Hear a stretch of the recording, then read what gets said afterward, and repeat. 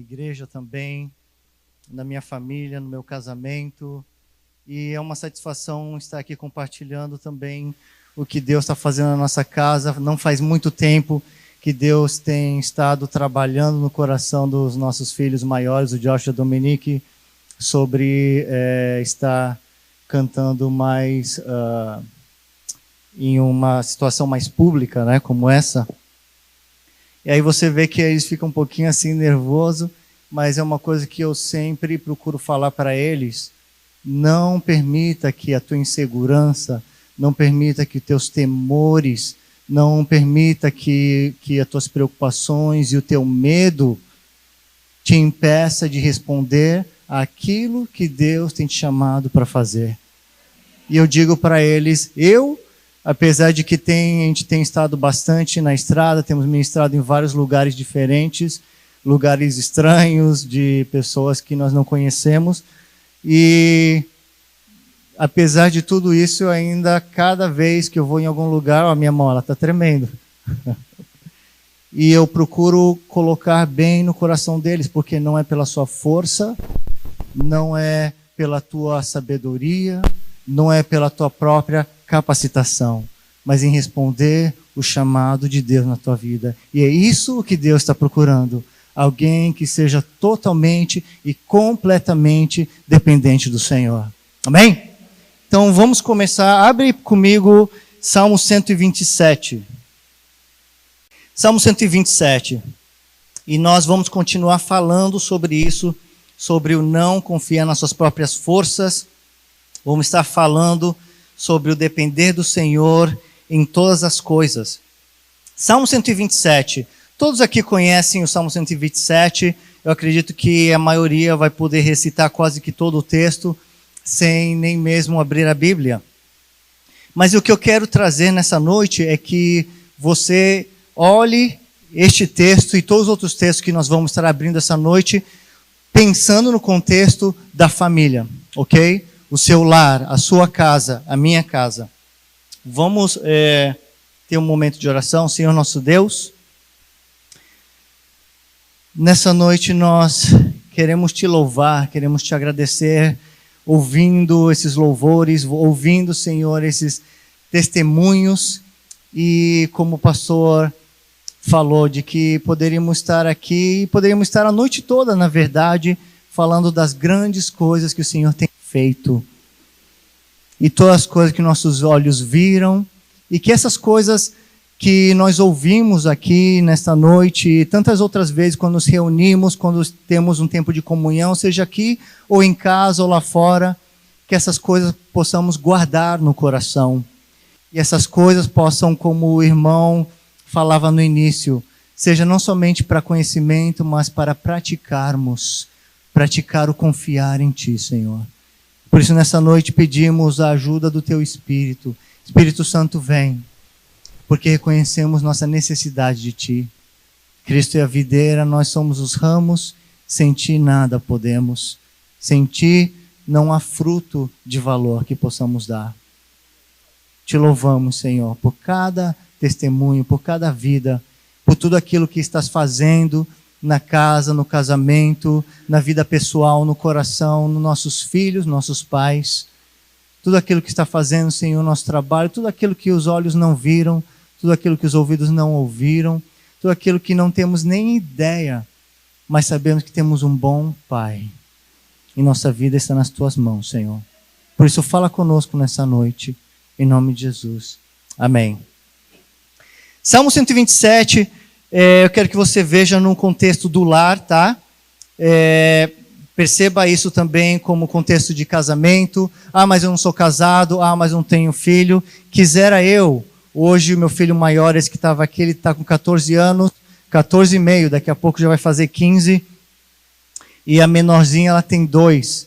Quisera eu, anos atrás, ter ouvido mensagens como essa e tantas outras que temos ouvido por aí, e que infelizmente muitos de nós, como povo de Deus, só começamos a clamar a Deus quando a casa começa a cair.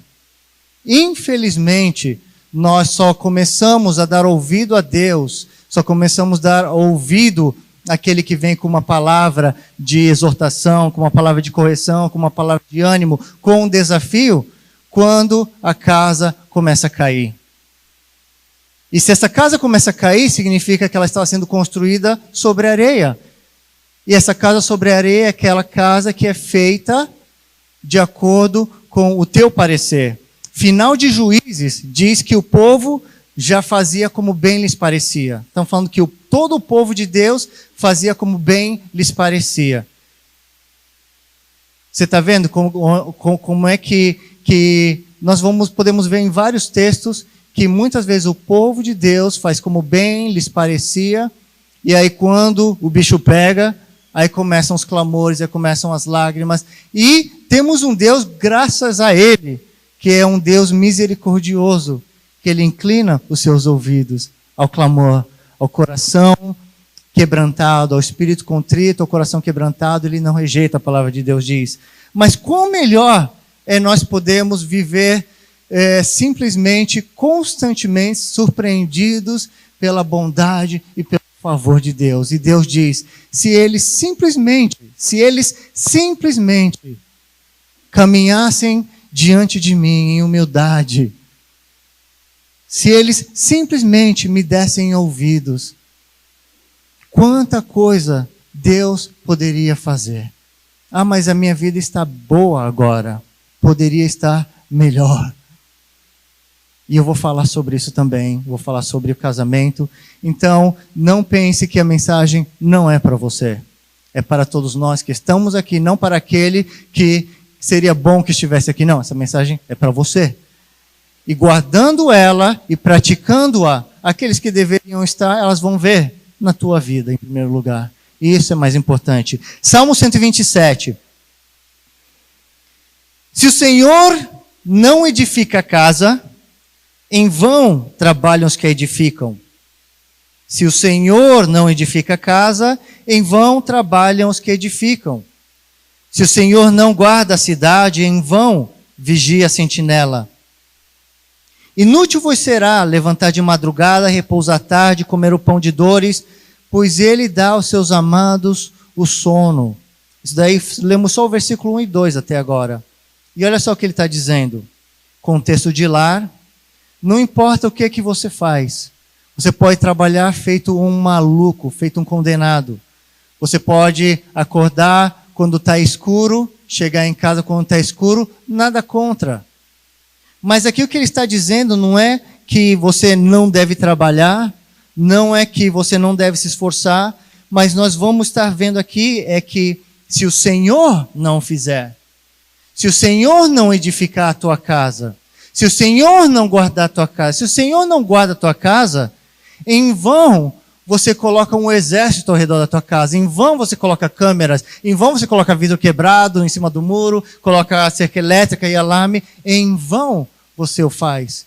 Se o Senhor não guarda a tua vida, se o Senhor não te protege, se o Senhor não guarda os teus filhos quando eles estão lá fora, em vão você dá um celular para ele, pensando que eu preciso estar em comunicação com ele. Porque o que temos muitas vezes visto tem sido o contrário. Damos um celular para os nossos filhos, pensando que vamos proteger eles porque tem comunicação. No final das contas, acabamos estragando eles com o presentinho que nós damos. Você já percebeu? Hoje, esse livro que nós fizemos aqui só veio de encontro a uma necessidade que nós vimos na nossa casa e de alguns das pessoas que estão perto da gente e histórias que nós ouvimos. E nós estamos vendo muito claramente, e se você não sabe, eu imagino que aqui é a mesma coisa. Procure o Conselho Tutelar, senta lá com eles por uma tarde e procure conhecer histórias de como é que as famílias estão perdendo seus filhos hoje. E aí nós dizemos, nosso filho está tranquilo, meu filho está tranquilo porque está em casa. Ele fica no quarto, ele fica quietinho. Não, ele não está tranquilo. Ele não é que ele é quietinho, tranquilo, é que ele está fora do teu caminho. Então nós precisamos compreender de que por mais aplicados também que nós sejamos na educação dos nossos filhos, por mais aplicados que nós sejamos no nosso caminhar com Deus, no nosso caminhar de relacionamento, de casamento, se o Senhor não edificar a casa.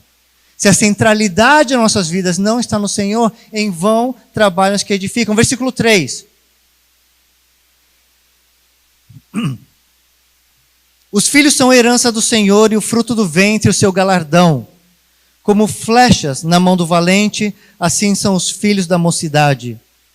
Bem-aventurado o homem que enche deles a sua aljava. Não serão envergonhados quando falarem com os seus inimigos à porta.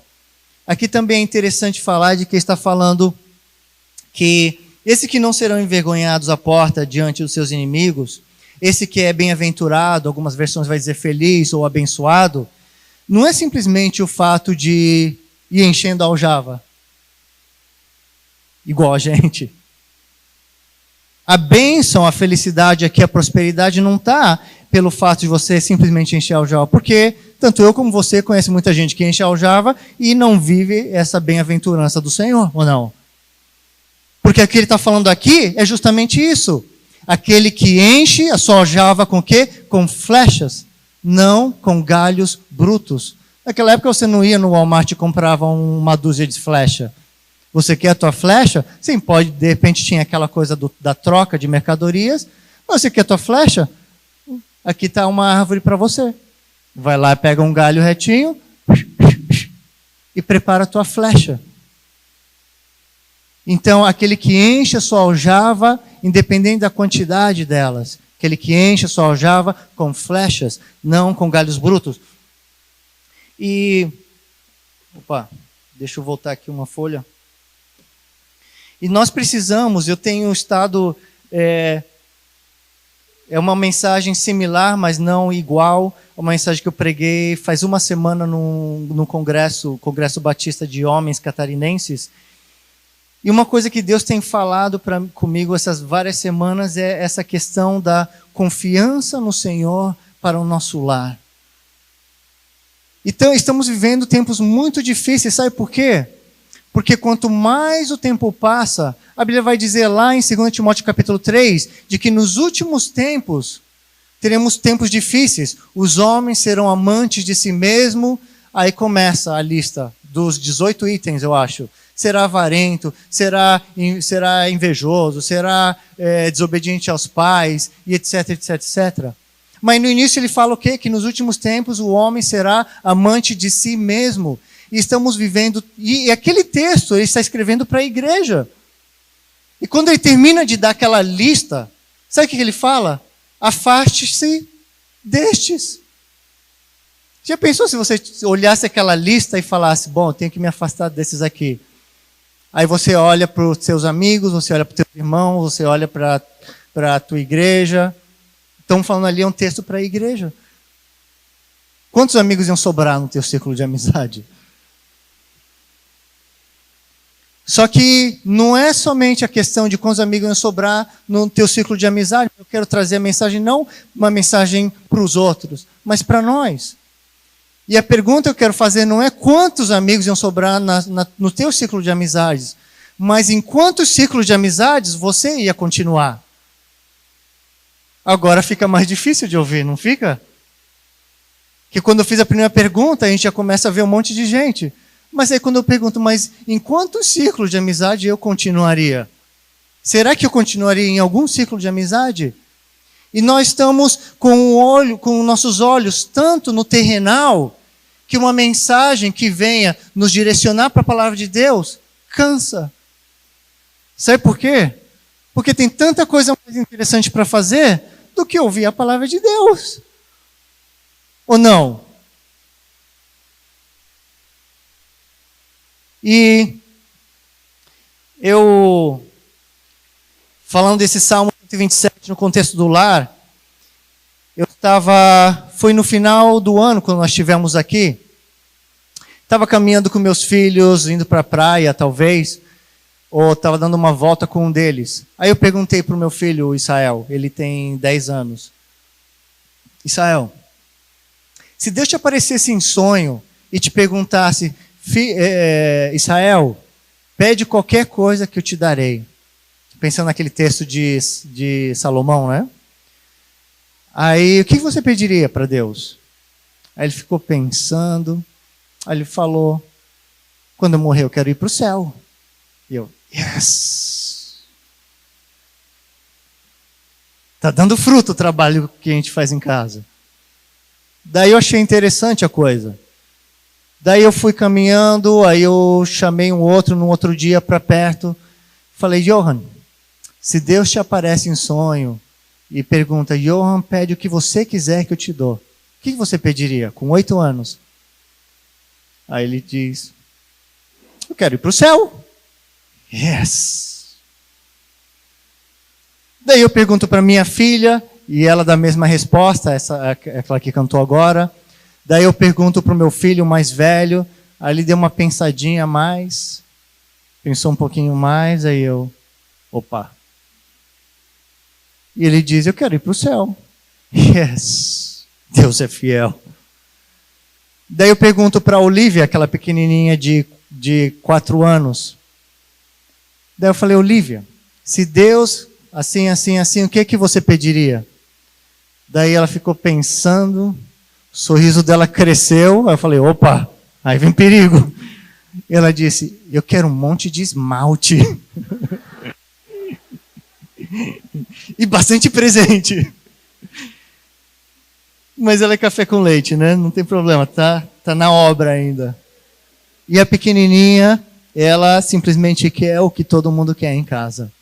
E é por isso que eu quero trazer isso para nosso contexto de igreja, porque aqui nós somos família. Eu estou dizendo que ela quer aquilo que ela vê os irmãos querendo. E se você é jovem, se você não tem filho, você é adolescente, é bom você compreender também de que a sua vida não é sua. A palavra de Deus diz que se você é nova criatura e está em Cristo, a tua vida pertence a Deus. E se tua vida pertence a Deus e você tem um Senhor, você foi inserido em um corpo. E esse corpo é uma família. E existem pequenos que estão olhando para a sua vida. Ah, mas eu não tenho filho. Existem jovens que estão olhando para a sua conduta. E se você vive uma vida meia boca, bom, é isso que os pequenos vão estar olhando também na tua vida. E eu falei isso para os jovens da nossa igreja. E eu falei, meus filhos estão vendo semanalmente, várias vezes por mês, as suas vidas.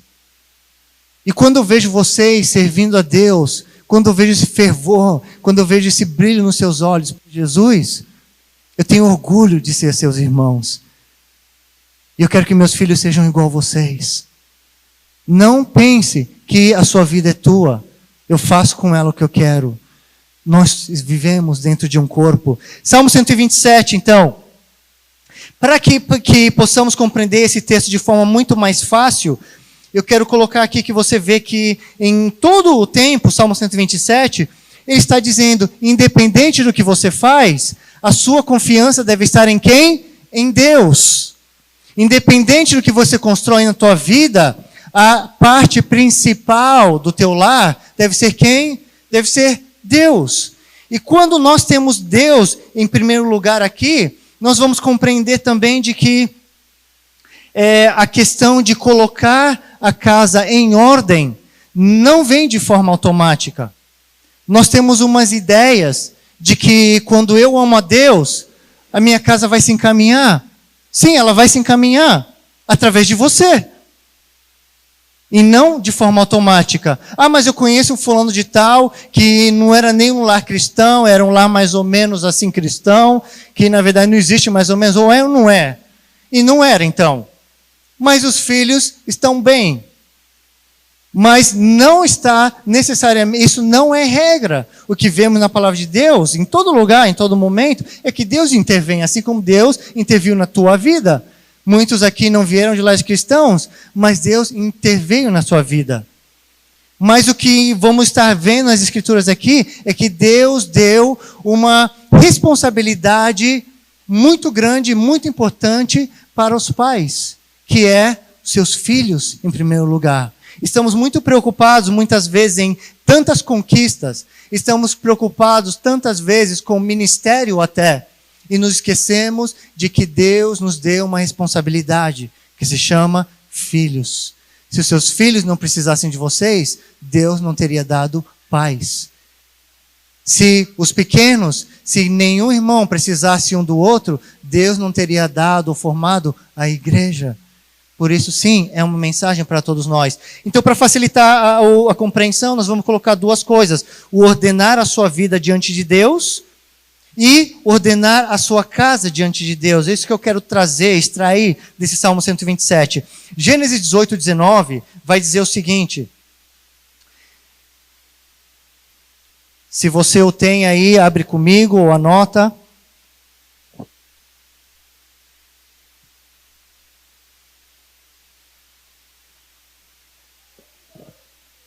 Salmo 18, 19, uma palavra que Deus está direcionando a Abraão, diz o seguinte: pois eu o escolhi para que ordene a seus filhos e a sua casa depois dele, para que guardem o caminho do Senhor, para que pratiquem a justiça e o juízo. Ok, foi um pouquinho rápido, né? Eu escolhi para quê? Para que ordene a seus filhos, para que ordene a sua casa depois dele, para que guarde o caminho do Senhor, para que pratique a justiça e o juízo, a fim de que o Senhor faça vir sobre Abraão o que acerca dele tem falado. O que ele está falando aqui outra vez? Ordena a tua casa, ordena a tua casa, ordena a tua vida, ordena a tua família, ordena os teus filhos. Deuteronômio capítulo 4. Deuteronômio capítulo 4, versículo 9, vai dizer o seguinte: tão somente guarda-te a ti mesmo e guarda bem a tua alma, para que não te esqueça das coisas que os teus olhos viram, para que elas não se apartem do teu coração todos os dias da tua vida. Ensina-as aos teus filhos e aos filhos dos teus filhos. Aqui, ó, eu faço uma pausa. Se você é vovô, se você é vovó e pensa, eu já acabei com o meu trabalho, engano seu. Olha o que ele diz aqui. Ensinas aos teus filhos e aos filhos dos teus filhos. O meu sonho é o que eu sempre... a minha esposa, ela disse uma vez, numa reunião familiar lá em casa.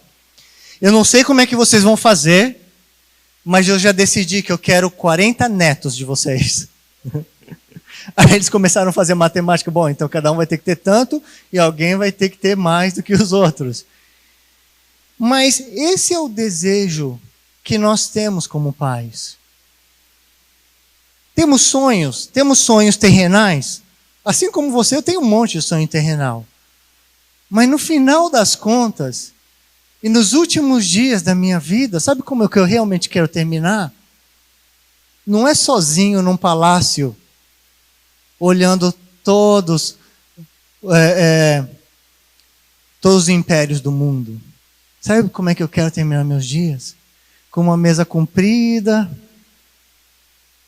e com os meus filhos, e os filhos dos meus filhos em volta dessa mesa. Como o Salmo vai dizer, como brotos de oliveira ao redor da sua mesa. Falando disso aqui que a Bíblia está falando, olha só, as coisas que meus olhos viram, coisas que não se apartaram do meu coração, porque continuamente estarei falando aos meus filhos e aos filhos dos meus filhos. Qual é a melhor maneira de você não se esquecer e não deixar escapar do teu coração alguma coisa que você aprendeu? Compartilhando. Que não se esqueça o seu coração daquilo que nós estamos vivenciando, dos testemunhos que foram compartilhados, daquilo que Deus está fazendo na tua vida. Compartilha sim. E isso acende o nosso coração. Infelizmente, em vez de guardar isso no nosso coração para compartilhar, sabe o que muitas vezes nós fazemos? Nós guardamos mágoas. Nós guardamos rancores, ressentimentos. E quando abrimos a nossa boca, o que a gente faz? A Bíblia também vai dizer sobre isso. Daquilo que o coração está cheio, fala a boca. Mas não é disso que Deus está falando. Não das mágoas que os teus olhos viram, mas daquilo que Deus fez na tua vida. Disso agradecei e compartilhai. Ai, mas é tão difícil falar de Deus. É tão difícil compartilhar das coisas de Deus. Eu vou te mostrar que não é tão difícil assim. Você quer ver? Em casa. Estamos falando de casa, ok? Estamos em Santos. Aqui eu acho que eu vou me meter em problema. Vou falar que a maioria é santista, não é? Não? Já disseram que não. Mas aos santistas aqui, eu vou perguntar. Você já viu um santista com filho corintiano? Tem alguns, né? Tem alguns pais meia boca aí que não conseguiu discipular o filho direito. Você já viu pai São Paulino com filho palmeirense, corintiano? Você vê que tem alguns, mas não é a maioria e nem a metade quando isso acontece. Lá no Sul é outra coisa. Eu tenho que falar do Flamengo, do Vasco, do Grêmio Internacional, Colorado. Mas aqui estamos aqui em família. Mas o que eu quero dizer? Por que é que na grande maioria, não em todos os casos, na grande maioria, os filhos seguem os passos do pai no time que vai torcer? E para a visão de alguns aqui, o time do outro é uma porcaria. Mas por alguma razão, o filho dele segue de todo jeito. E fala, vai ser sofredor igual o pai, e a gente brinca. E tem time aí que é para sofrer mesmo, não é? Mas o filho segue e se segura naquilo com unhas e dentes. Por que será? Eu não sei quantos de vocês, mas eu já vi muitos. Muitos não, alguns. Que na casa tem um quadro com um filho desse tamanhozinho, mas com a camisa do time e uma bola debaixo do braço. Você tem uma foto dessa na tua casa? Quando o pai senta no sofá, pega o controle, o que ele liga? Eu vou assistir o meu time. E quando o time dele faz um gol, só falta a casa cair. E ele enfrenta a chuva, ele enfrenta trânsito, ele enfrenta qualquer coisa por amor. Ele falta até a igreja para estar lá assistindo Palmeiras. Santos e Palmeiras. É ou não é? Porque para ele aquilo é prioridade na vida dele. E quando ele abre a boca, o que é que ele fala? Daquilo que está cheio o coração. E para ele não é dificuldade nenhuma. Quando nós fomos lá para Foz do Iguaçu um tempo atrás, Cascavel.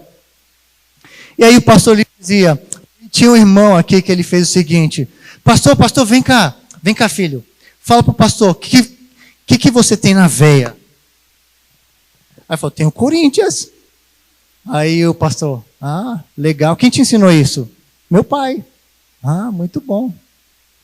E o que você tem no coração? Aí o menino olhou para o pai e o pai ficou todo envergonhado e levou o filho. Aí passa uma semana, aí esse pai fala assim, pastor, vem cá. Filho, o que você tem na veia? Mostra para ele. Ele falou, Corinthians. Tá, e agora mostra para ele, o que você tem no coração? Jesus. Você está vendo? É uma coisa engraçada, mas muitas vezes, ele está falando que tem na veia, mas na verdade é o que está no coração, que está preenchendo a mente do filho com o Corinthians. Aí alguém aí falou, coitado. Mas você está vendo que muitas vezes nós estamos vivendo para uma coisa terrenal, não estou nem falando de futebol, estamos falando da nossa vida no geral. Nós vivemos para o terrenal e queremos que nossos filhos acertem o céu. Nossa conduta, nossa vida, nosso trabalho, tudo que nós fazemos é apontando para a terra.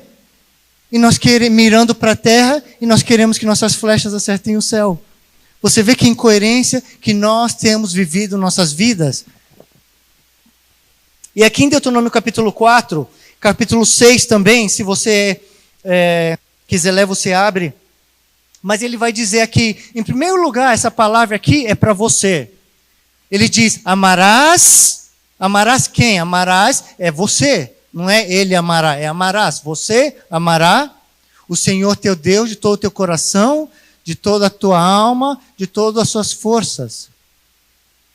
E daí ele diz, e essas palavras estarão em seu coração, estarão no coração de quem? Primeiro no seu coração. Você vai amar com todas as suas forças. E depois ele diz o seguinte, então as ensinará aos seus filhos, inculcará aos seus filhos, quando estiver sentado em casa, andando pelo caminho, deitando-te e levantando-te. É difícil? Não. Ele acabou de dar esse exemplo. Amará ao Senhor teu Deus com tudo que você é e com tudo que você tem. Você guardará isso no teu coração. E agora é só abrir a boca. E do que está cheio o teu coração, a tua boca vai falar. Meu Deus, é difícil isso? Ah, mas eu faço leitura da Bíblia uma vez por semana em casa. O meu filho, ele vê de Deus quando ele vem para a igreja 1 hora por semana. Me diz uma coisa. Será que Deus já sabia que nós viveríamos tempos como este, quando o mundo não está lá fora mais? O mundo bateu a porta das nossas casas e nós abrimos ela. E esse mundo é brilhante, é colorido e cada vez maior na parede da nossa sala. E esse mundo está no bolso e no quarto com os nossos filhos quando fechamos as portas. E 3 horas da madrugada você levanta para ir no banheiro e você olha pelaquela fresta e o quarto do teu filho e da tua filha tem uma luzinha ainda naquele lugar.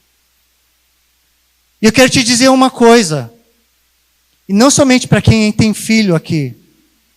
Você está percebendo que, não somente nos filhos, mas em adolescentes, em adultos, em pais e até em pessoas que já são avós, o diabo tem estado destruindo casas, casamentos, famílias, com uma coisa que está constantemente no nosso bolso. E nós não conseguimos ignorar mais. Tem pai que chega e fala, meu filho chega da escola, meu filho de 11 anos chega da escola e pipipi, pipipi, pipipi.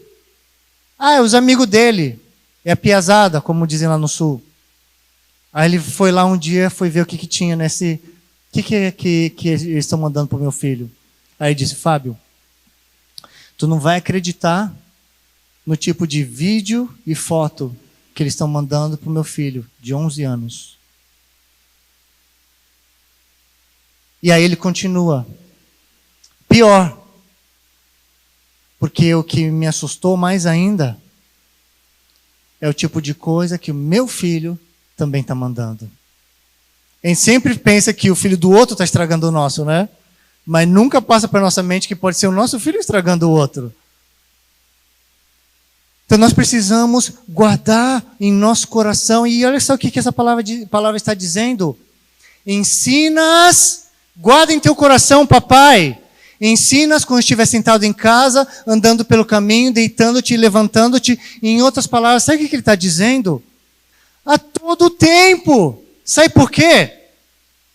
Porque haverão dias quando o mundo estará bombardeando teus filhos com todo tipo de lixo. E cada vez mais e mais novos, eles serão 10 anos, 9 anos, estarão vendo coisas que você jamais imaginou que existia.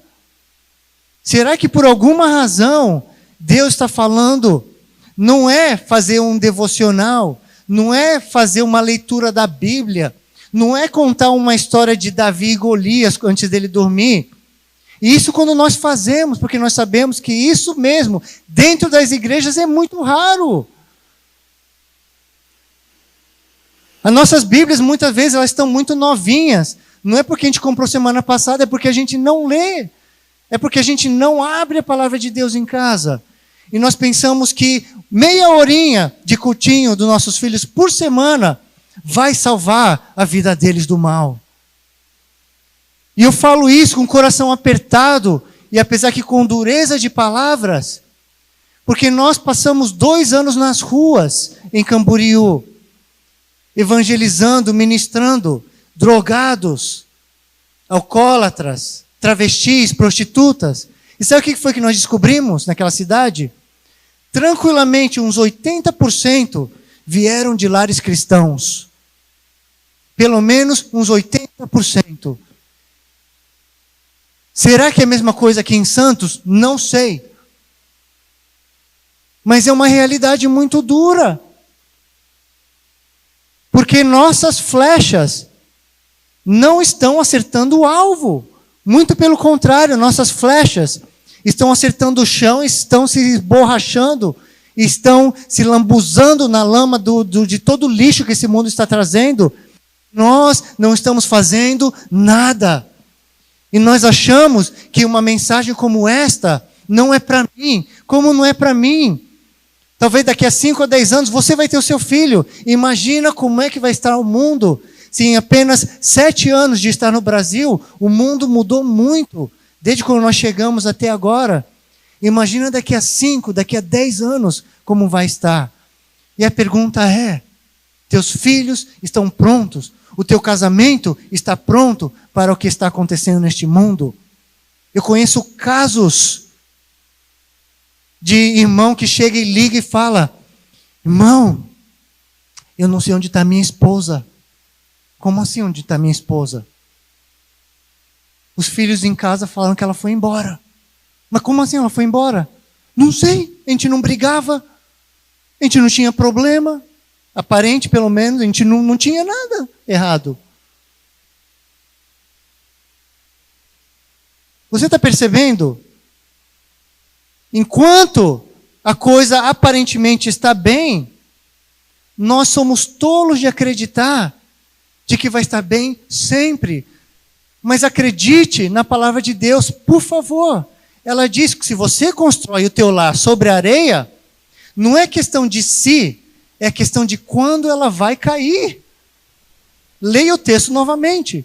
E esse texto fala de duas pessoas, dois tipos de pessoa, e essas duas pessoas vivenciaram a mesma coisa. As duas pessoas ouviram a palavra de Deus, uma colocou em prática e a outra não colocou em prática. A única diferença entre essas duas pessoas é que uma colocou em prática e a outra não colocou em prática. O problema que nós temos hoje na igreja é que muitos de nós não colocamos em prática.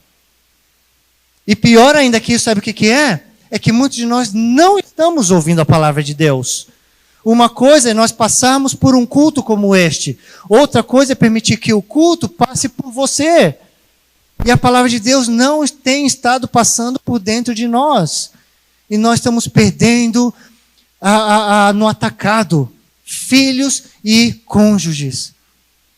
E muitas vezes não é nem por rebeldia. Você não conhece mais o coração, onde está o coração dos teus filhos?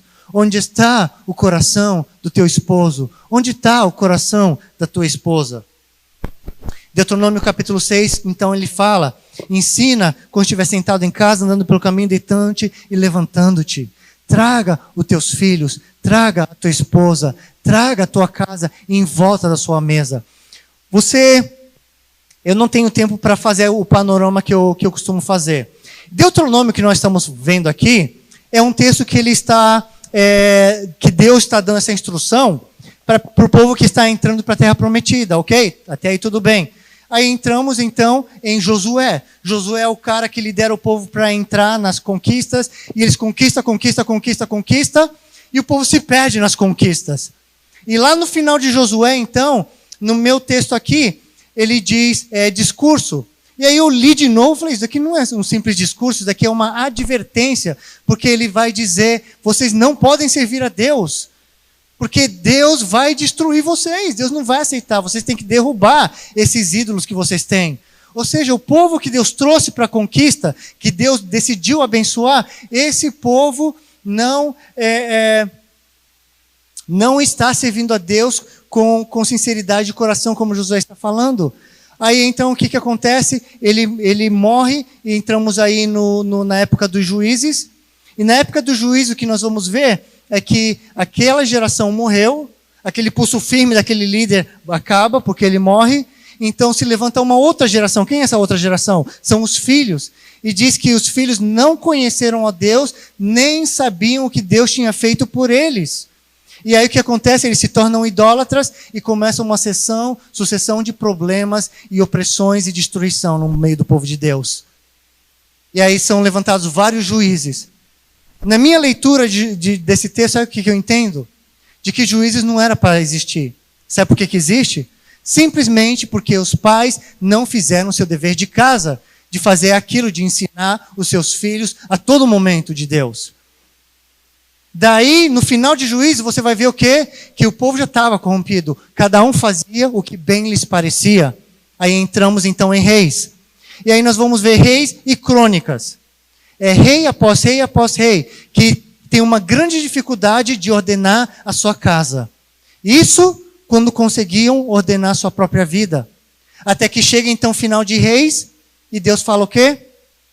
Acabou, não quero mais saber disso. Vai todo mundo cativo para a Babilônia. Agora temos juízes e reis de um monte de problema porque os pais não ordenaram a sua casa. Você está vendo? Claro que houveram outros problemas, mas eu quero me focar com a questão da casa e a sua vida com Deus. E aí, durante todo esse processo, houveram profetas. E os profetas sempre dizendo, Deus vai fazer, Deus vai fazer, Deus está trazendo, ó, Deus chegando aí. Já era, agora vai todo mundo. Até que então chega o último profeta, e é o que você tem na sua Bíblia. O último capítulo, o último versículo do último capítulo do Antigo Testamento vai expressar o coração de Deus, que é o quê? Coração dos pais se convertam aos filhos e o coração dos filhos se convertam aos pais. Você quer saber se isso é sério ou não para Deus? Vírgula. Para que eu não venha e fira a terra com maldição. Ponto final, não falo mais com vocês. Silêncio aí uns 400 anos, começa o Novo Testamento. E aí o que nós temos ali nas cartas? 2 vezes Deus traz, por meio do seu servo, condição para servir. O que é?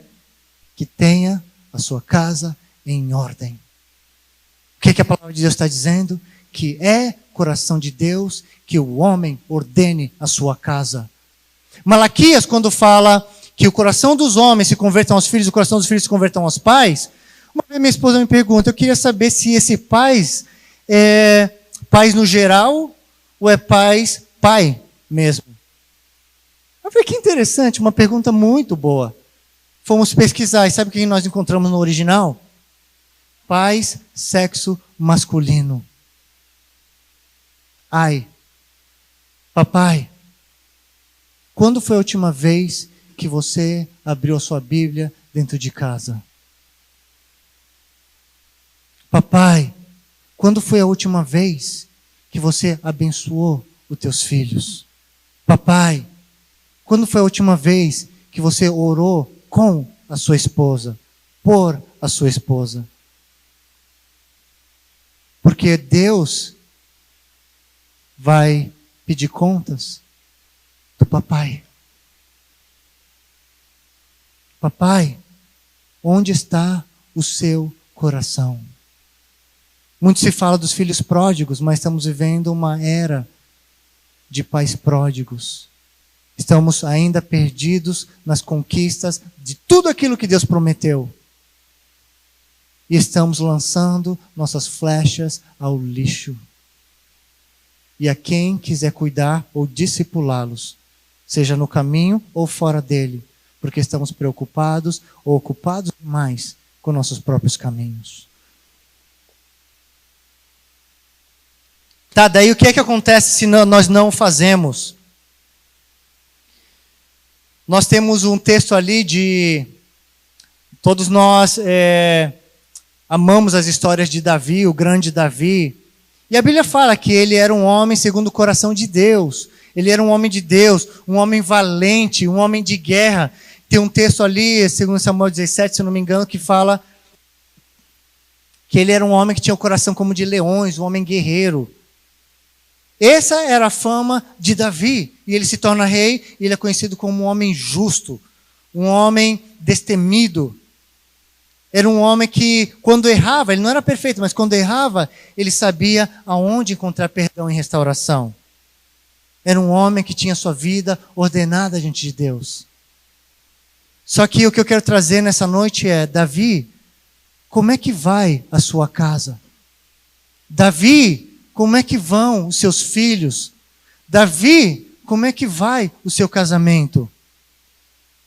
E eu quero me ater, ele teve problema com vários filhos, mas eu quero pensar num texto quando fala que Aminon, um dos filhos dele, ele molesta a meia-irmã dele, tá?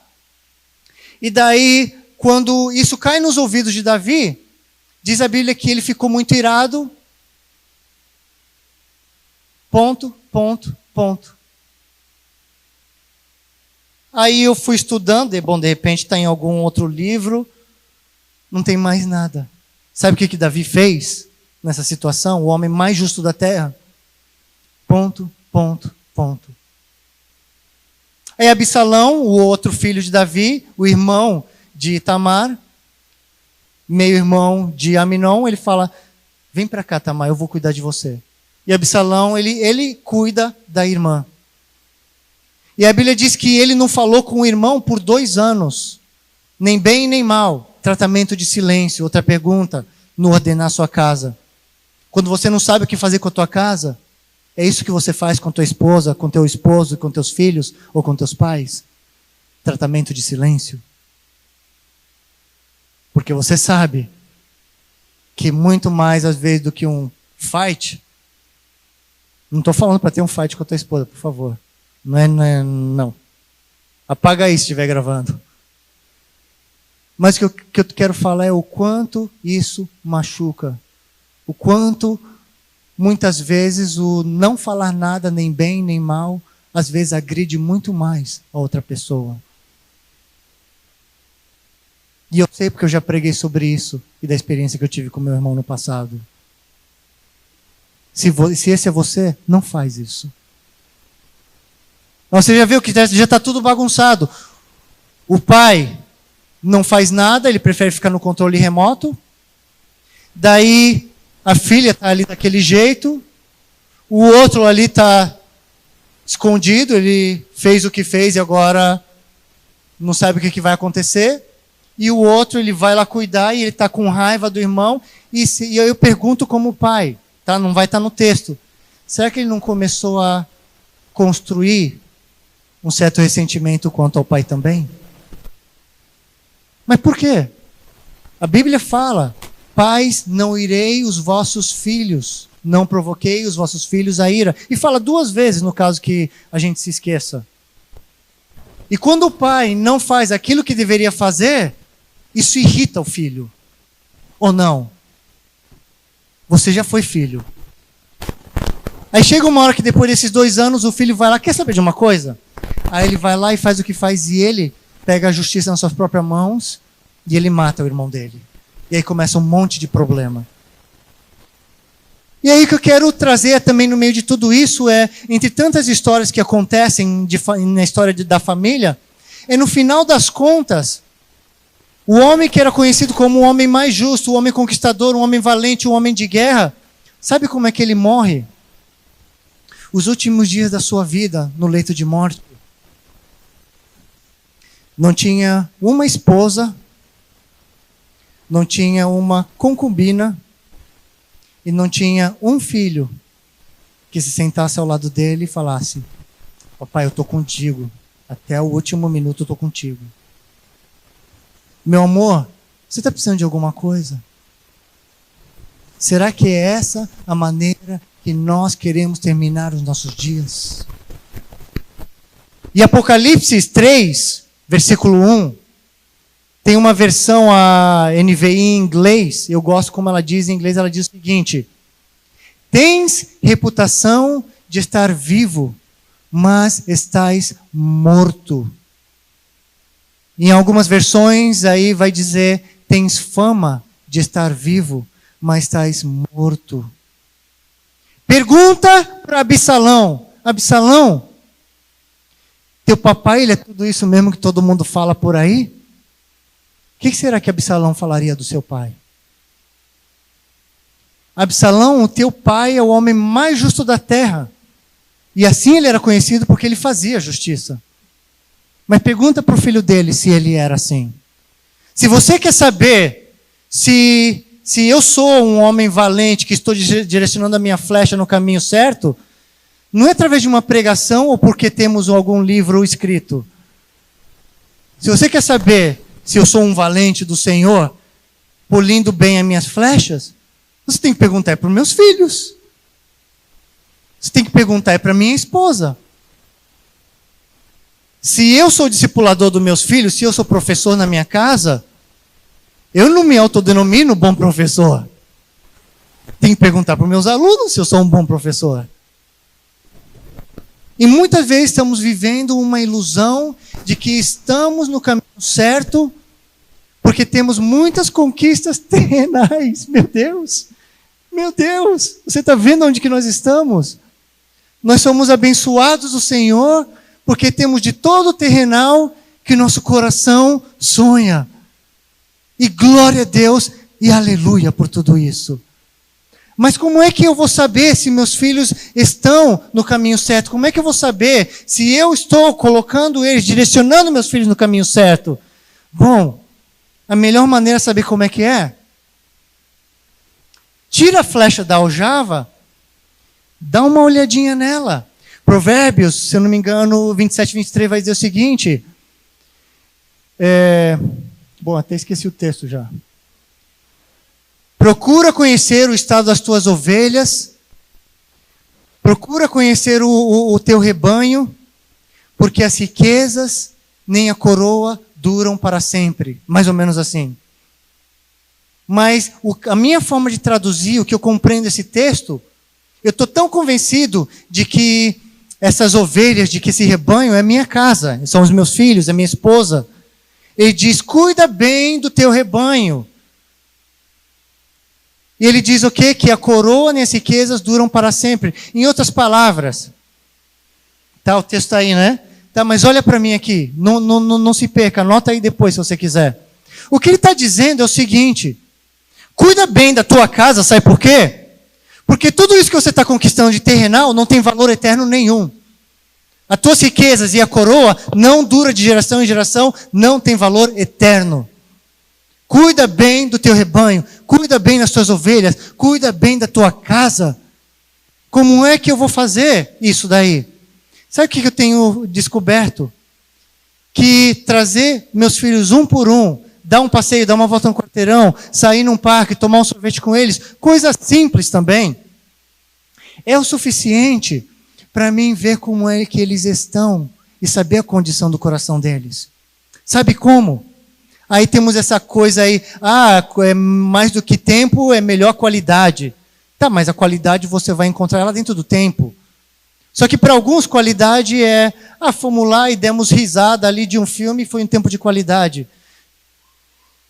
Pelo que eu guardo da palavra de Deus no meu coração, isso daí não é a qualidade que Deus está buscando que eu tenha na minha casa. Sabe qual é a qualidade que eu estou buscando? É quando eu dou uma volta com meu filho e vou mandando, e vou mandando, e vou mandando, e vamos conversando, e rimos, e falamos, e contamos piada. Chega uma hora que o filho ou a filha fala,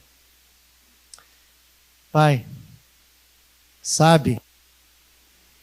Quando teu filho fala sabe, ele quer abrir o coração. Quando meu filho fala sabe, pai, minha orelha está igual daqueles cachorros. Pode falar, que o papai está ouvindo. Sabe por quê? Porque nem filho, nem esposa, nem esposo e nem irmão de caminhada, que eu espero que você tenha um irmão de caminhada, uma irmã de caminhada. Uma pessoa que abre o coração, uma pessoa que tem a liberdade de falar, irmão, como é que está a tua vida com Deus? Irmão, como é que está a tentação? Irmão, como é que está a tua vida de oração? Irmão, como é que está a tua vida com a tua família? E essas coisas não acontecem em um apertar de botão, vai falando, vai desembuchando. Mas é naquele caminhar que chega uma hora que o filho fala, sabe, pai? E quando um coração quer se abrir, abra os teus ouvidos. Abra os teus ouvidos, porque aí vem coisa. E não é coisa ruim, é coisa preciosa. Não se irrite. Se você se irritar e mostrar uma irritação, vai ser a última vez que você vai ouvir também no teu filho. Seja ministro do Senhor na tua casa. Engole a tua ira e ministra a tua casa. Ministra a tua esposa. Esposa, não fica só também passando a cabeça, mão na cabeça, falando, ai, meu marido não faz nada disso. A Bíblia diz que você é ajuda idônea. Se o homem não precisasse de ajuda, não teria feito você. Mas como o teu marido precisa de você, Deus tem feito você e tem trazido você na vida do teu marido. Seja bênção na vida do teu marido. E não somente cutucar, por que você não faz? Bom, ele não faz, mas você está fazendo alguma coisa? Então que nós possamos trazer nossos corações diante de Deus e fazer algo a respeito da nossa casa, da nossa família, porque essa palavra não é ferramenta para estarmos cutucando um ao outro dentro de casa, mas é um clamor: não perca a sua casa. Não jogue fora no lixo o relacionamento que você tem. E eu vou terminando aqui, tá? Não se preocupe.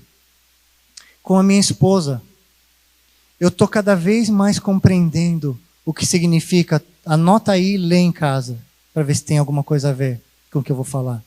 1 de João, capítulo 1, diz que aquele que diz que não tem pecado, mente. Ou seja, todos nós temos pecado. E aí ele diz que aquele que mente ou aquele que anda em trevas, ele não tem comunhão com Deus. Então agora eu vou finalizando com isso. Tem muita coisa na tua vida que ninguém sabe. Sabe por quê? Porque você não confia em ninguém. Ah, mas eu não tenho razão para confiar porque já me feriram. Procura, ora a Deus por alguém que você possa confiar. Irmão de caminhada é justamente isso. Caminhar. Não é no primeiro dia que você solta tudo. Você está se conhecendo. E eu tenho tido irmãos de caminhada onde ele pode saber quem eu realmente sou. Quando ninguém vê, quando a família não está por perto, quem é você? E alguém sabe disso? E eu tenho um irmão que ele tem a liberdade, nós estamos desenvolvendo cada vez mais liberdade de cutucar um ao outro a Cristo. Mas eu quero trazer algo também muito precioso, que é a questão com a minha esposa. Tem muita gente que está passando os anos aí, e estão passando-se os anos, sabe de que maneira? Com apenas um ângulo. Daqui a um tempo você está muito longe. E tem muita gente construindo o seu relacionamento, seu casamento e o relacionamento com filhos, com um ângulo de distância. Passa 5 anos, passa 10 anos, passa 20 anos. Parece que não sobrou mais nada. E eu coloquei no meu coração: eu não quero isso, Deus, eu não quero isso. Eu não quero isso. E aí eu fui num retiro e Deus me ministrou o coração. E eu compreendi, além do meu irmão de caminhada, eu preciso ter a minha esposa como a minha ajuda idônea, e que nós possamos ter esse tempo de comunhão e de transparência. Aí sabe o que nós começamos a fazer? Deixamos os 6 em casa, damos uma fugida. E saímos para caminhar. Graças a Deus, nossos filhos maiores já estão grandes o suficiente que eles conseguem administrar a coisa. E nós caminhamos, e vamos caminhar 1 hora, 1h30. E nós começamos a abrir. E aí eu falo para ela o que passa na minha cabeça. Ela fala o que passa na cabeça dela. Eu falo o que está passando no meu coração, ela fala o que está passando no coração dela. Eu falo das minhas dificuldades, eu falo dos meus desafios, eu falo dos meus temores, eu falo das minhas inseguranças, eu falo dos meus sonhos, eu falo até das minhas tentações, sabendo que eu não vou levar um tapa na cara. Bom, pelo menos até agora ainda não levei um. Mas o que eu quero trazer aqui, sabe o que é? É que conforme nós fomos abrindo o coração, sabe o que eu encontrei? 1 de João, capítulo 1. Aquele que caminha na luz, não em trevas, não no escuro mais. Aquele que procura caminhar na luz, não somente naquele secreto, vou confessar só para Deus. Porque Tiago também fala, confessai uns aos outros para que sejais curados, para que sejais curados. Então aqui, caminhais na luz, caminhai na transparência. Então esse terá comunhão com Deus e terá comunhão uns com os outros, a Bíblia diz. E ainda vai dizer mais, que o sangue de Cristo o purifica de todo pecado. Sabe por que você não vence algumas tentações? Porque ninguém sabe delas. Mas como assim? Porque a Bíblia está falando, aquele que caminha nas trevas, no escuro, esse não tem comunhão de Deus, com Deus. Não porque você chorou num louvorzinho por aí, não significa que você tem comunhão com Deus. Porque o texto está dizendo que comunhão com Deus é para aquele que caminha na transparência. E esse acaba conseguindo caminhar em comunhão com o outro também. Quem é o outro mais próximo? Quem é o próximo mais próximo de você? São os seus filhos. É a tua esposa, é o teu esposo. E eu percebi que quanto mais nós nos abrimos, quanto mais fomos nos conhecendo e buscando essa intimidade espiritual, e compreender um ao outro, e orar um pelo outro, e esse ombrear, essa coisa, né, de caminhar ombro a ombro um com o outro, sabe o que nós descobrimos? Liberdade. Sabe por quê? Porque não há mais nada para esconder.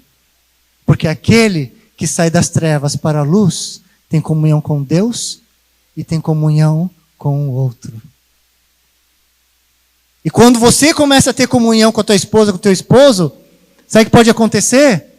Tudo muda. Muda a tua casa, muda teu caminhar com Deus, muda teu caminhar com a igreja, e você se torna muito mais eficaz. Sabe por quê? Porque estás caminhando na luz.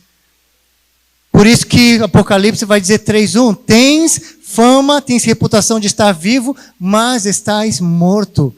Que nós possamos vivificar, começando a caminhar na luz. Procure e ore a Deus por alguém de confiança. Procure e ore a Deus para que Deus faça da tua esposa uma ajuda idônea. Que Deus faça do teu esposo um sacerdote no lar. E que vocês possam desenvolver esse caminhar. E eu fico pensando, nós estamos agora com 16 anos de casado. E eu penso, por que eu não fui compreender isso antes? Está ali na Bíblia.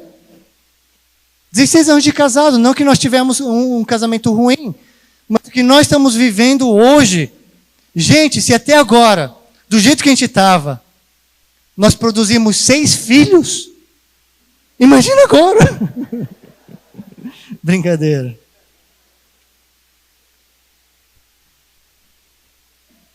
Então eu quero terminar desse jeito. Que assim como você modela a transparência do teu coração, teu cônjuge possa encontrar em você essa mesma liberdade de compartilhar o mesmo. E logo mais os teus filhos daqui a pouco vão estar dizendo, sabe pai, sabe mãe. E quando você erra, você não vai ter problema nenhum de pedir perdão, seja de filho ou de cônjuge. Sabe por quê? Porque já foste exercitado a caminhar na luz. Aprendamos a caminhar na luz. Nós sabemos que não tem nenhum super-homem aqui. Aí você diz, mas se eu falar da minha tentação com o irmão lá, o que ele vai pensar de mim? Sabe o que ele vai pensar? A mesma coisa que você vai pensar dele, porque ele vai falar a mesma coisa. Muito provavelmente. Ou a maioria das vezes. Então, que nós possamos simplesmente ser quem somos, para que possamos viver o melhor de Deus. Amém? Coloca-se de pé comigo.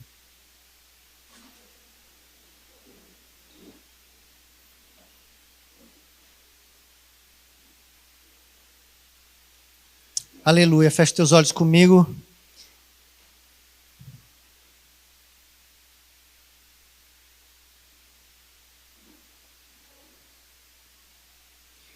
E essa palavra que eu trago nesta noite,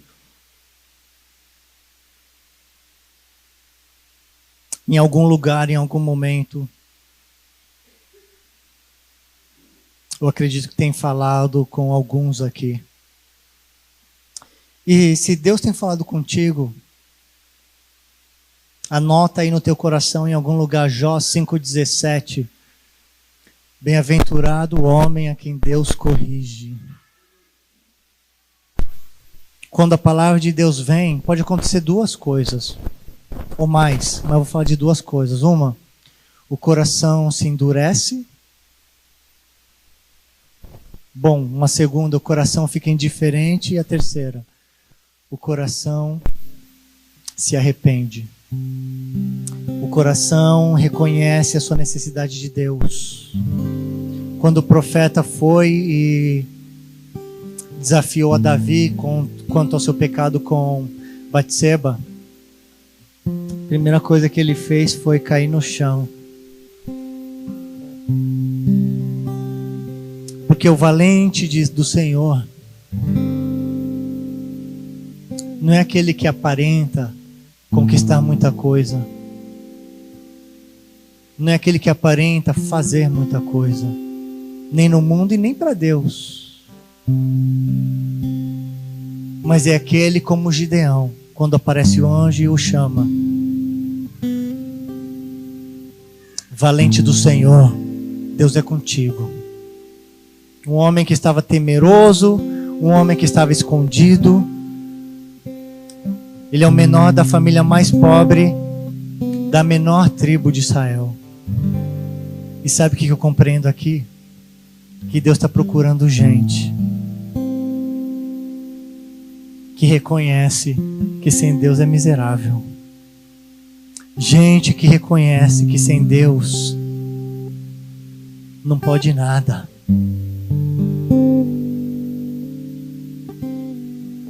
Então, nesta noite, antes de orar por um cônjuge, por filho, ore pela tua vida.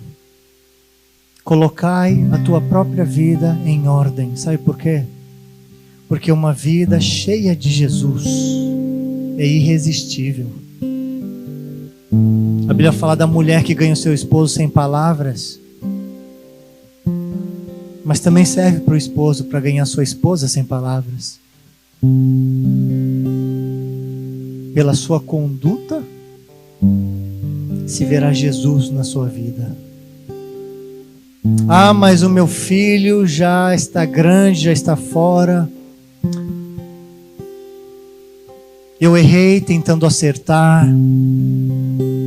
Meu casamento está por um fio. Sabe o que Spurgeon disse? Enquanto Jesus Cristo estiver vivo, ainda há esperança. Enquanto Jesus estiver vivo, ainda há esperança. Mantenha os teus olhos firmes no Senhor. Pai, eu oro nesta noite por cada irmão, por cada irmã, por cada casamento, por cada família, por cada filho. Nós sabemos que vivemos tempos maus e a tua palavra bem o diz. Por isso, Senhor, tem misericórdia de nós. Porque tu bem o sabes também. As dificuldades, os desafios, os problemas, as preocupações e as pressões que nós vivemos dia após dia. Mas nos ajude, Senhor, para que aquilo que nossos olhos um dia viram, a forma como o Senhor nos alcançou, a forma como o Senhor tem transformado a nossa casa um dia, ó Deus, que nós possamos relembrar e isso venha reacender o nosso coração. Ajuda-nos, Senhor, a estar atentos às palavras de Josué e derrubar os ídolos da nossa vida, do nosso coração, para que possamos servir a Deus com sinceridade de coração. Senhor Deus, tem misericórdia. Tem misericórdia nos nossos casamentos. Tem misericórdia, Deus, e nos mova pelo poder do Teu Espírito a levantar o altar familiar dentro de casa, trazer os nossos filhos em volta da nossa mesa, trazer nosso cônjuge à oração. E para aquele casamento, para aquele filho que está difícil, que nós possamos ser esses valentes do Senhor. Minha irmã, aquela palavra da mulher virtuosa, se você procurar uma ferramenta que busca o original, você vai ver que virtuosa não é bela, não é madame, não é trabalhadora. Essa palavra no original para virtuosa é a mesma palavra usada para Gideão e para os valentes de Davi. Valente. Que o Senhor te levante, mulher de Deus, a ser uma valente na sua casa. Que você compreenda que mulher virtuosa não é aquela que coleciona riquezas, porque Provérbios 31 fala sobre isso. Não. Provérbios 31 é um contexto de lar. Tudo que ela faz porque ela prioriza a sua casa e prioriza a Deus. A Bíblia diz que ela teme a Deus. E os seus filhos e seu marido a elogiam, dizendo que não há ninguém igual a ela. Que você seja uma valente, virtuosa do Senhor na sua casa. Se teu marido não clama, seja você a levantar clamor. Qual é a tua desculpa em casa por não levantar um clamor a Deus? Não aponte dedo, não. Porque às vezes a frieza do nosso próprio coração é que nos impede de nos achegarmos a Deus. Por isso, Senhor, perdoa-nos da nossa frieza. Perdoa-nos, Senhor, da nossa indiferença. Perdoa-nos, Senhor, da nossa perca de foco. Porque então nosso coração se enche de amargura e começamos a falar besteira, fofoca e murmuração. Mas que Tu preencha o nosso coração com o Teu Espírito e que de nossa boca saiam ações de graças por tudo que o Senhor tem feito até agora. E que Tu cause uma revolução no nosso lar. Porque enquanto Cristo vive, ainda há esperança. Esqueça do que os teus olhos estão olhando neste momento, estão vendo. E coloque os teus olhos de volta em Cristo. Tire os teus olhos do horizontal e do terrenal. E volte os teus olhos de volta para Cristo.